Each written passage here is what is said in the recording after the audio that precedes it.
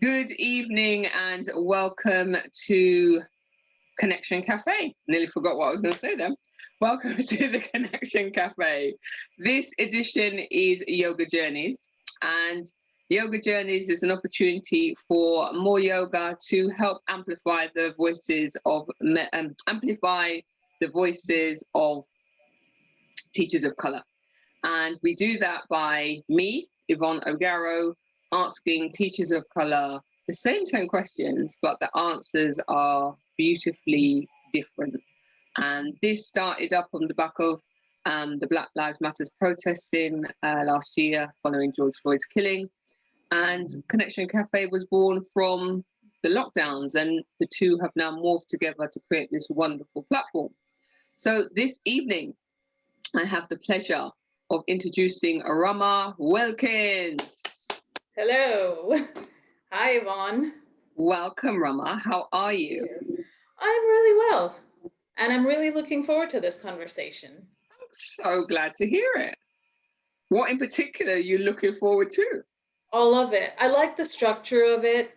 I think it hits some key interesting themes in terms of just us as a community, questions that come up about being a yoga teacher.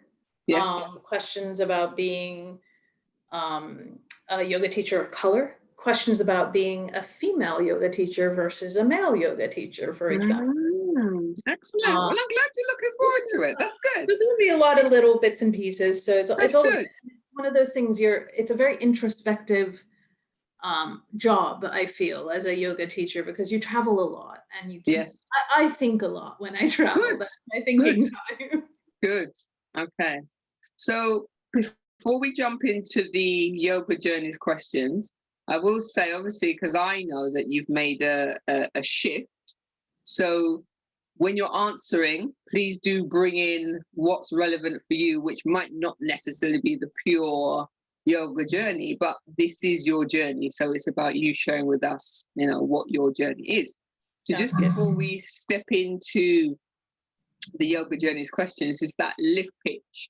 So imagine you're in a lift with somebody and you've got 30 seconds to introduce yourself. How do you introduce yourself? Oh gosh, that's hard. It depends on if I'm introducing myself as a yoga teacher or as a corporate person. Do you ever introduce yourself as both? Until now, never, because I've never. This is my first 3 weeks or 1.5 weeks actually of being both. Okay. So imagine that you're doing 2 lifts. You do 30 seconds in one lift and you cross the path to go in another lift. Introduce yourself with both hats on. So if I were a yoga teacher and I'm in that world, that frame of mind, I would introduce myself as Rama Wilkins. I teach Ashtanga yoga, Vinyasa yoga, Hatha yoga. And I am very, very passionate about a very safe practice and a compassionate teaching practice. So my practice tends to be, I would say, medium pace, but with a focus on alignment and breath. That would be me as a yoga teacher pitching myself. Okay. If I were pitching myself and I cross over to the other side, I would be pitching myself as a bit of a corporate warrior. I'm head of data analytics at a market research company. So my passion is data. It's about analyzing data and telling stories of humans, how we buy, how we sell, how we transform our personality as we go through a shop or a store to, how that becomes a commercial purchase. So that's sort of how I'd introduce myself if I am in my corporate world. I've done a bit of marketing, a bit of product marketing, product management, a bit of everything, really. People shopping over the last 12 months must be fascinating. And weird. Yeah. There's a lot of weird stuff. Yeah, I can quite imagine that must be quite interesting to see those shifts right now. If you're telling stories from data, what the last 12 months would have told us all must be fascinating. It's fascinating, and weirdly human, because when we look at it from the point of view of just data and looking at it from a corporate world, we're looking at where we can make the next commercial decisions. But when you talk to everyday people, either the person at the store or the person who's delivering your groceries, it's a completely different world out there. And then when you think about maybe your elderly parents who might be needing that assistance of that delivery person to bring product to their store, there's so many things you can do with that in terms of just taking care of people who are out of touch with society because of COVID. Right. So it's a fascinating can of worms. It sounds it. It sounds it. I'm going to meet you for a coffee one day to understand more, because absolutely, I have a pre-yoga, pre-HR. I had a retail background, so it's still kind of there, the interest to a degree. Anyway, enough about me. Thank you for the 2 different intros. Now we step into the yoga journeys questions. Are you ready? Absolutely. Okay, kicking us off. Honoring our ancestors, please share your family lineage. My family lineage is actually really, really simple. Okay. What will complicate it is what comes later. But my family, I'm from South India. So my entire family was born in southern India in the town of Trivandrum, with a few exceptions, but almost everybody is born in Trivandrum, which is the capital of the state of Kerala in southwest India. And why it gets a little complicated is I was born there, and 2 months later I was put on a plane and we moved around the world. Okay. So my family and I moved from South India to pretty much all over the world. So yes, the lineage is Indian, South Indian, but we're wanderers. Was that for your parents' work or business, or? Yeah, my dad was in the Indian Foreign Service, so we Right. wandered all around the world, hence the mutt accent. Where did you stay longest? Delhi. So my father had a traveling job because of his role in the Foreign Service, but at some point, and I vaguely remember this conversation, I was probably 11 or 12 years old, and my mom and dad were having a conversation saying the kids need to learn India because they didn't want the children to be foreigners in their own country. Right. Because the assumption is we'd go back to India someday. So I have this vague recollection of this conversation between my parents, and they said the kids need to understand what the home country is like. And so at about age 12, I think, we moved to Delhi, and I spent a large chunk of time in Delhi. I did my high school there, university there, and then again continued to wander after that. Right. Okay. I just couldn't resist. Yeah. Because it was in the blood, I guess, right? Yeah, and I think a bit of adventure, a bit of don't know what's there until you go and open the tin and see what's there. So it was just a little bit of that as well, I suppose. Wonderful. Thank you. Okay. So remember to add in whatever you feel is relevant. So where, when, and with whom was your first ever yoga class? Okay. This is a funny one. So I took my first yoga class a little over 20 years ago. Well, actually a lot over 20. It must be 24 years ago, I think. It was in Monterey, California. I was doing my master's degree in California at the time. Yoga was not, I mean, yes, people in the West did yoga back 24 years ago. Of course they did. But it wasn't one of those things that was every street corner, there's a yoga studio. It was kind of more exclusive, I suppose. So I did my first yoga class in California in the university over there where I was doing my master's degree. I cannot tell you who taught me the yoga class because all I could remember was I was sneezing the entire time. Because it was on this dusty floor. It was not a very inspiring yoga experience, I have to confess. Do you remember what style it was? It claimed to be a hatha yoga class, but I couldn't tell you looking back 20 years if it actually was a hatha yoga class. So did you stop going after that, or did Yeah, you I try went the classes? once. No, I went that one time and I was like, this is not my thing. I want nothing to do with this.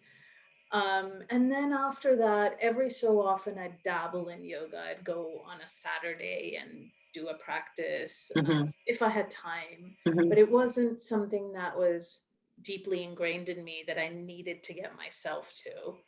It was more, I have time, there's a studio next door, I'll Hmm. walk over. Right.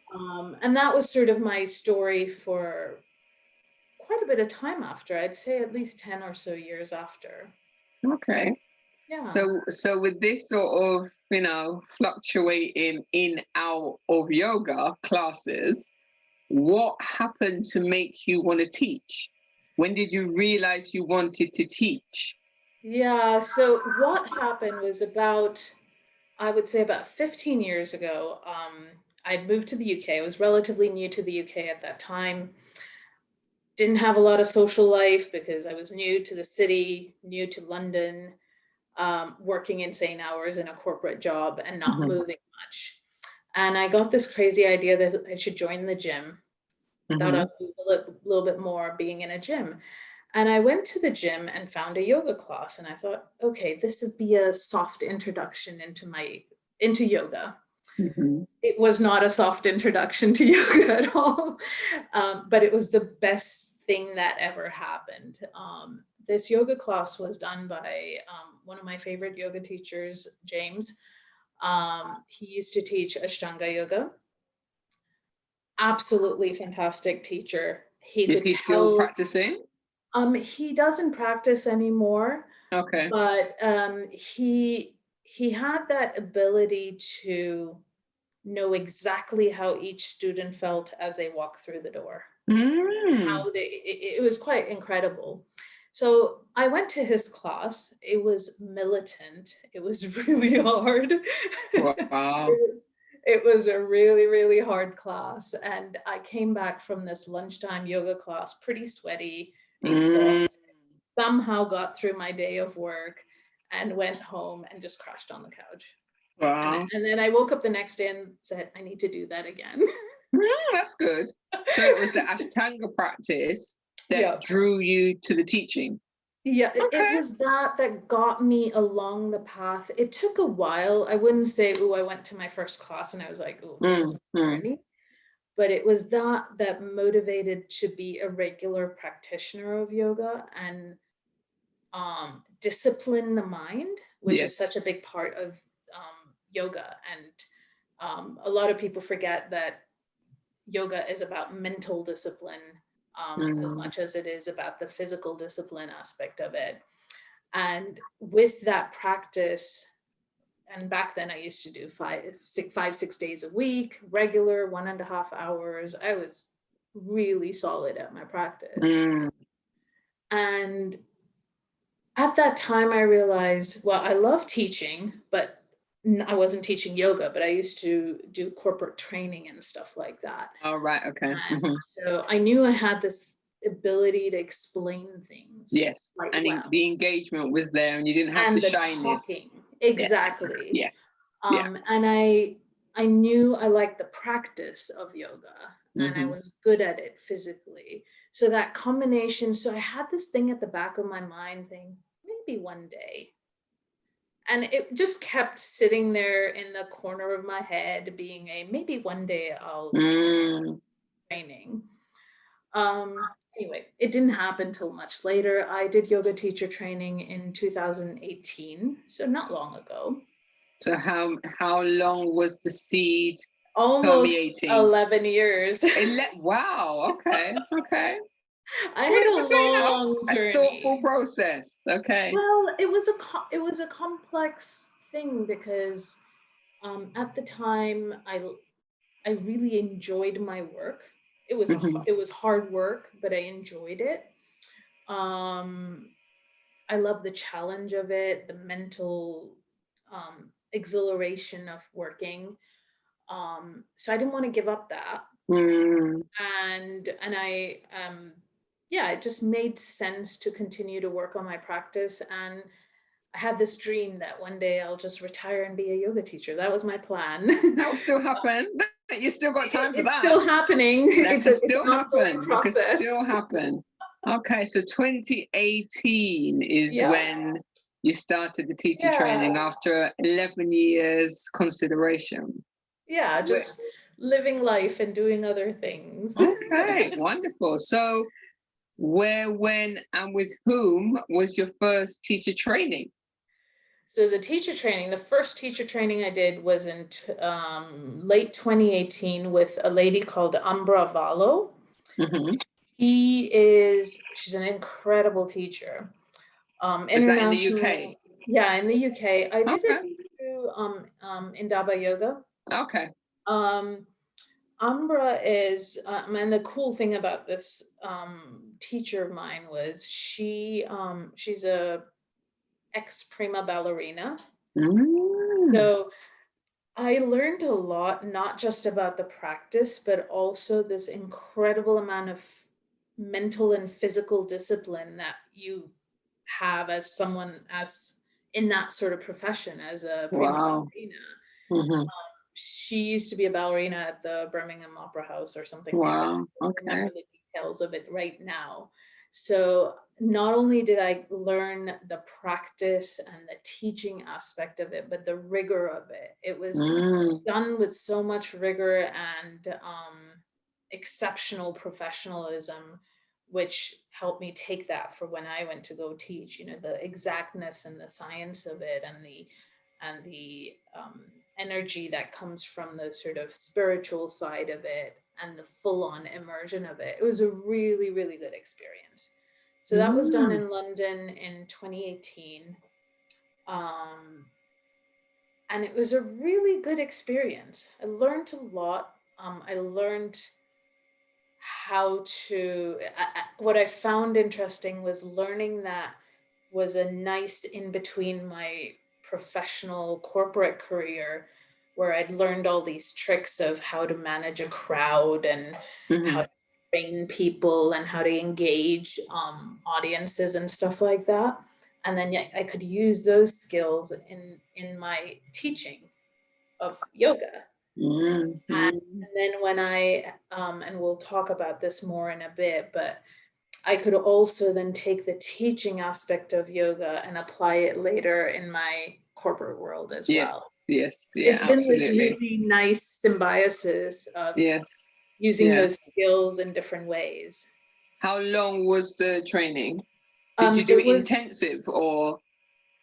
It was about 2 or 3 months, something like that. So you did it as an intensive? Yeah. Okay. Yeah. Yeah, it was intensive. I remember I was quite exhausted by the end of it because I think, I don't know how other trainings work, but I guess it's quite similar. You have the test at the end of it where you show your skills that you've developed.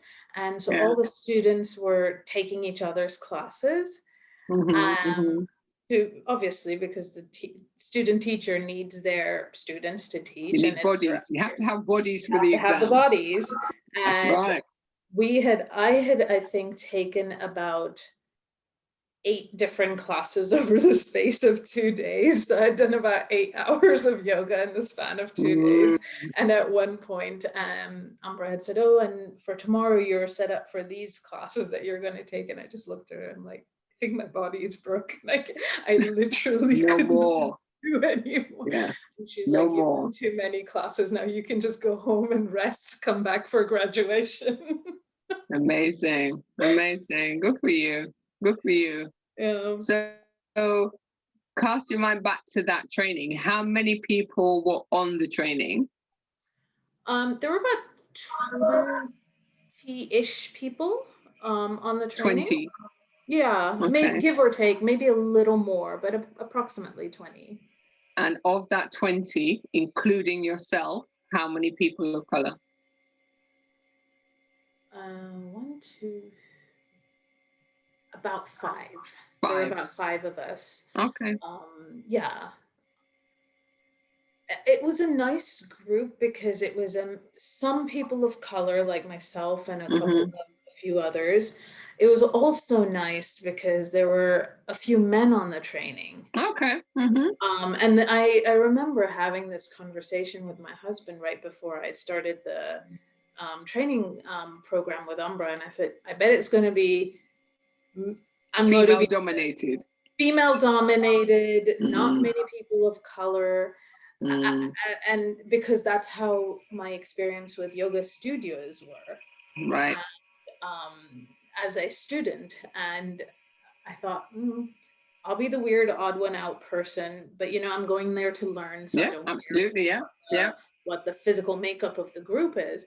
And it was very, very pleasantly surprising to see this nice mix of gender and color and nationalities. So it wasn't just people from England or from the UK. It was, we had Italians, French, there were a couple of Germans on the training program. Okay.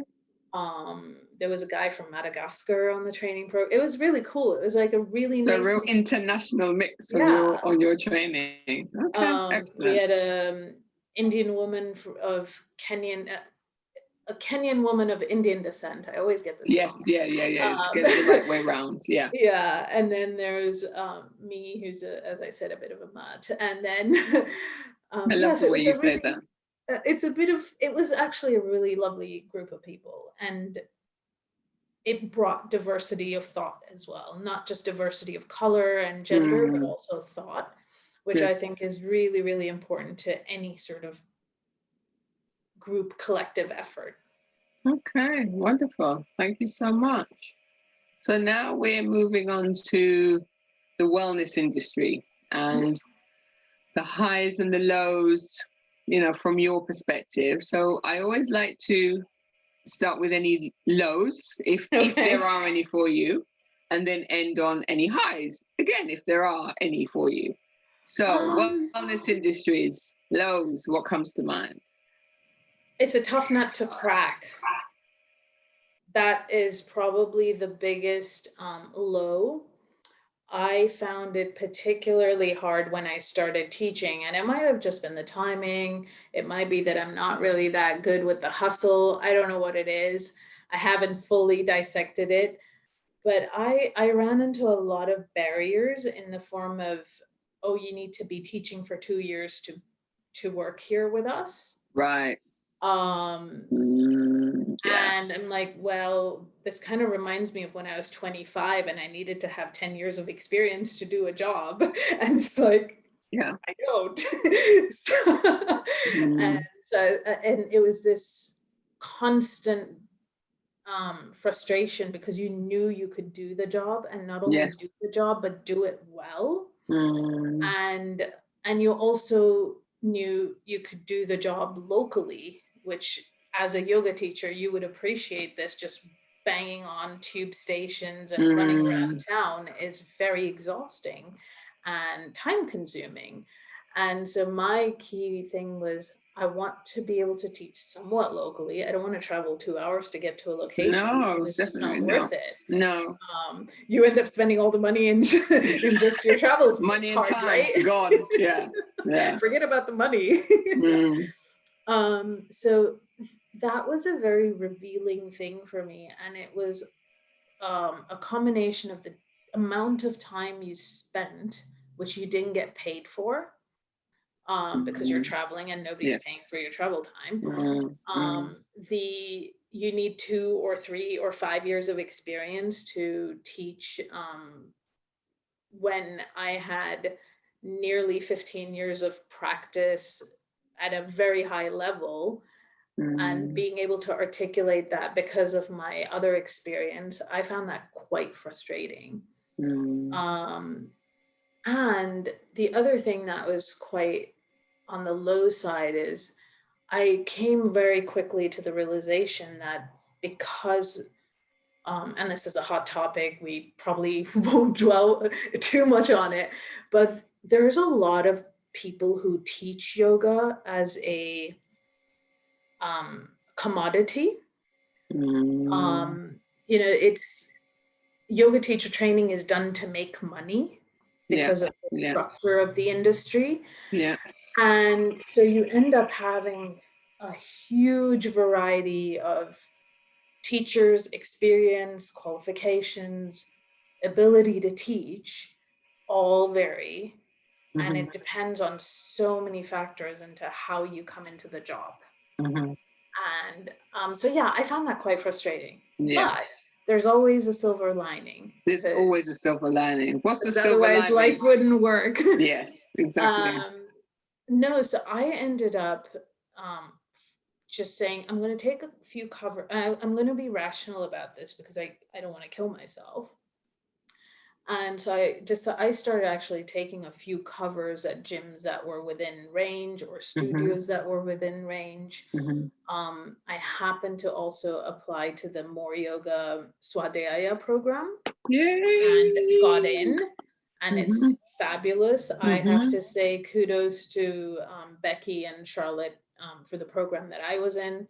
Absolutely loved it.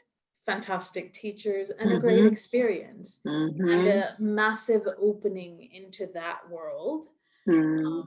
which has been very rewarding. Yeah, Um, great. yeah, and then a couple of times I taught at a couple of gyms, and then people approached me and said, "Oh, I have a corporate class, and I think you'd be a great teacher for that." Oh, great. Good. Or I have a a one-on-one client who happened to bump into me at a studio at a gym yoga session and was Mhm. like, "I'd love for you to teach me and my partner," and I'm like, "Sure, if it works, Mm. we'll make it happen." Yeah, And absolutely. so, yeah, so I found it's a bit of a word of mouth exercise for me Mhm. because I'm not very good with or I don't like the hustle of marketing and Instagram and stuff like that. For me, it's a bit more, I do my practice and which is my trade. I show it to Mhm. you and then you Yes. buy it Yes. after the fact. Yes. Yeah. And that's been actually much more positive experience for me than trying Mhm. to bang my head against random studios which want 3 years of experience, which I Yes. didn't Yeah. have. Yeah. Yeah. Yeah. Cool. So yeah, positive, negative, yeah. That's it. As you say, that's life, yeah? Yep. That whole balance.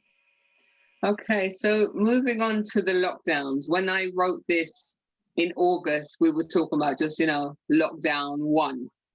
We're now in the third lockdown. So what has got you through each of the lockdowns, and have any of them been different for you? Yeah, I would say lockdown one was actually the easiest for me. Mhm. Um, Partly because when it happened, I was almost 100% sure it wasn't going to be a 3 week affair, but was going to be much longer. You were so um, right.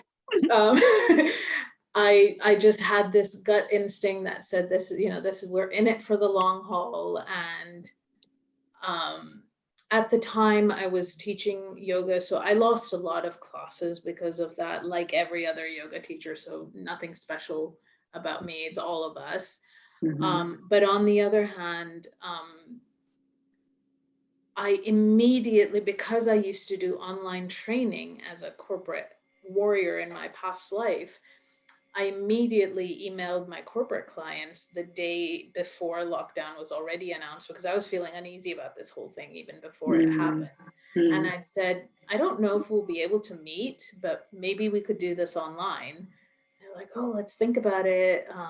Sounds kind of weird because, I mean, think back 1 year ago, teaching yoga on a computer. Yeah, exactly. That's Zoom, what just was that? No one weird. knew what Zoom was in Yeah. March last And year. But people now were Zoom just is weirded everybody's best out. friend. Yeah, yeah, We're on fast dial with Zoom now, but a year exactly. ago, people were kind of not getting what I was saying, but I said, let's give it a go. And if it sucks, we're just not going to do it. But why don't we try Mm. it? And it might just, help with the continuity of your colleagues' practice and such. So I actually got a handful of my corporate clients online pretty much the day before lockdown even happened. Excellent. Good for you. And And they liked it because their offices were already shutting down and people were nervous, and then lockdown actually happened. So so getting back to your question of lockdown one, it was actually not hard because I had this routine. I'd set up my classes online, and my husband and I, we had basically said, we're going to continue with our routine. We're still going to get up at God Yes, unearthly exactly. hour, Yeah. 5:45 in the morning, and we're going to go. We can't go to the gym, so we're going to go do a big morning walk. And so we'd go for these giant walks around the park and um, keep the fresh air going and talk and cook food and do whatever we could to just keep ourselves entertained. And in fact, during lockdown one, I almost watched no streaming services. So Okay. I had a really good, healthy beat in lockdown one. Two, things started getting a bit shaky. Signed up for Netflix. Yeah, as you needed to do. Yeah. It was getting dark. Winter, you know, the darkness is just not easy, especially in the UK. I'm used to much brighter places, so this is really hard. So we're now in lockdown 2, yes? Yeah, lockdown 2 was a lot about eating and cooking. Yes. And lockdown 3 has been a lot about sleeping. Okay. So you've gone through a whole wave there, full of activity, routine, eating. Now we're sleeping. Okay. I've definitely had more lie-ins during lockdown 3, and I think it's the weather. Yes. I also have taught fewer classes because some of the online classes had a little more dips in their attendance. Yes. Pauses. Some paused and restarted, some paused and haven't restarted yet. We've had these little dips along the way. So lockdown 3's been mentally the most challenging, I'd say. Not hard, but compared to 1 where I was happy bunny, lockdown 3's been quite tough. Okay. Yeah. But yeah, I think cooking's been the best part about it. I've learned how to bake bread, which Amazing. I never thought I would do. What type of bread is your specialty? I've been doing all kinds of things. Focaccia. I've been making all these like fancy things with marmalade in them and stuff like that. It's been fun. Great. So and cooking, baking got you through lockdown. Yep. Lockdown 3 is all about cooking and baking. Excellent. Okay. So if you cast your mind back to the killing of George Floyd, may he rest in peace. I know you're kind of on off the social media thing, but when you were on there, did you notice any increase in followers, any approaches from studios as everybody tried to diversify? No, nothing at all. I don't know if it's because I'm slightly colorblind and I don't notice that sort of thing. But yeah, no, I had almost, and I don't think it's actually anything to do with the studios in this instance. I'm just not that active on it. So right. Okay. Could be that simple. I would probably get not that much of an uptick in any of it through social media anyway, because of my social media engagement being not that great. Not that great. Okay. Cool. So 2021, here we are. We're March now. Happy International Women's Day. I should have said at the beginning. Choose to challenge is the theme this year. So may we all, from this day forward, choose to challenge. Absolutely. Supporting, all rights and steps for females everywhere. What is the rest of this year looking like for you? This year's going to be interesting. So earlier, a few weeks ago, I started a new corporate job. So I'm back to working in corporate after nearly 3 years of being away. So it's a really interesting time for me. physically very demanding because I have to sit a lot more than when I was teaching yoga, for example. Mm-hmm. But I've not given up my yoga practice or my teaching. I've just scaled it back to Mm-hmm. teach the clients who really, really wanted to keep me on as their teacher, and I'm very honored by them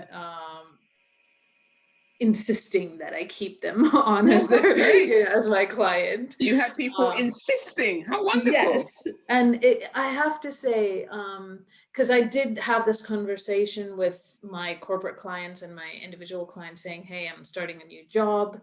I am available after the classic work hours or in between at lunchtime or Mm-hmm. but I don't want to, crunch it if I didn't have to. So I wanted to get their feedback, and a couple of them actually sent me deposits for 10 classes. What? Amazing. That's So like, great. okay, I guess I have to teach you now. Yeah, that's great. So that gives me, I would say it validates my feeling of me as a teacher. Not the Definitely. money part of it, but the fact that people want to learn from you. Yeah, and they were so Um, insistent to keep you. yeah, because Yeah. I was like, hey, I can find you a gajillion awesome teachers. Mm, There are a bunch of amazing teachers out there that would be honored and happy to take on classes with super dedicated students. mm-hmm. And I'm like, no, no, no, don't leave us. Okay. And I think some of it's that we've, especially the last year, with some of these clients, we've gone through this pretty crazy year together, and it feels like we're Zoom family or something Mm, weird like that. I don't know. But I was talking to some of them and I said, can you believe it? I've only known you guys for a year or a year and a half. mm-hmm, And mm-hmm. they were, some of them said, I cannot believe it. It feels like I've known you for a lifetime just because of Wow. what they've been through with. I've had students cry in Zoom classes because they've just had a really rough day with lockdown, Mm, or students just hold their hair and say, I don't know if I can do this anymore, and you kind of chat with them and say it's all going to be fine. mm-hmm, It sucks mm-hmm. right now, but it'll get better. And so I don't know what it is, but I'll just take it as they like my teaching style, and I'll Yeah, leave it at good for you. Good for that. you. Good for you. So yeah, so So, I will be teaching just a reduced schedule, and then seeing where corporate life takes me, and then maybe circling back in the new year. Who knows? We'll who see. knows? So, are any of the classes public? Can anybody find you, or are they all private classes? Right now they're all private classes. They're with Okay. corporate clients and one-on-one Okay. clients. Okay. We'll see when more yoga reopens, if because obviously the schedule's going to be up in flux. So we'll see how that Mm, lands. I would love to go back and teach at least one class in Wembley if yes. more yoga We studios love are open. Wembley. We're Yeah, Wembley yeah. people. Wembley family. Yeah. I just love that studio, and Mm, I loved some of the students I had at the Wembley Studio. mm. So we'll see if it works out for me and for the studio. That'll be awesome. But if not, there'll be some other time. Oh, absolutely. Absolutely. If Okay. not, I'll just come and check out your class. Please do. You're welcome. Welcome. Before I open the floor to see if Raquel has a question, and if you're watching this on catch up, please do type into the comments box any questions, and Rama will respond. So just before questions, is there any last points you would like to add? Anything you want to go back to add a bit more? Anything you forgot? This is kind of your little wrap up section before any questions. I don't have any. I'd love to hear questions if there are any. Because I've had this really long and weird and complicated journey through 11 years of mulling. I'm sure there's I questions love that that. come I up in love that people's 11 years of mulling. there'll Yeah. be questions in people's minds. Probably they may want to ask me. But No, I just really enjoyed our chat. No, it's been wonderful. Yeah, And I look forward to meeting you in real life. yeah, one Maybe day at I Bread will. Ahead in Wembley. We could meet Yeah. there Yes, because I love that place. that's a nice little place, It's a nice and little place. and there's a lot of open space over there where you can Mm, just sit out and chat on a nice warm day. yes, So exactly. I'm We'll looking do that. forward to that. We will definitely do that. Okay, so no pressure, Raquel. If you have a question, oh, she does. Hold on, let's see. I'll take my glasses off. No question. It was really nice to hear Rama's journey. Okay, no problem, no pressure. Thank you so much. Thank you, Raquel, for listening. Problem. I joined a little bit late because I went to pick up my laptop on the other side of London, and yeah, and then I suffered what was a commute that I forgot about. Oh, well, thank you for doing that because you know the laptop now works because you're here tuned in. Yep. Yep. Wonderful. Thank you so much for joining. Thank you. Okay, so Rama, it's been a pleasure hearing your journey. Wish you all every continued success back in the corporate world. The data sounds fascinating, and I look forward to hearing all about it. Keep safe and well. Thank you. Have a great rest of evening. Thank you for your time, You're and most I look welcome. forward to coming to one of your classes one day. Definitely. Take care. Take care. Rest well. Bye. Thank Bye you. bye. So coming up on the 12th, what's the date today? The 8th. So the 22nd of March, the next yogi journey will be with Paula Hines, who's a senior teacher and a columnist for Om Yoga Magazine. So watch out for that next yoga journey. Take care, everyone. Thanks for tuning in. Bye. Bye.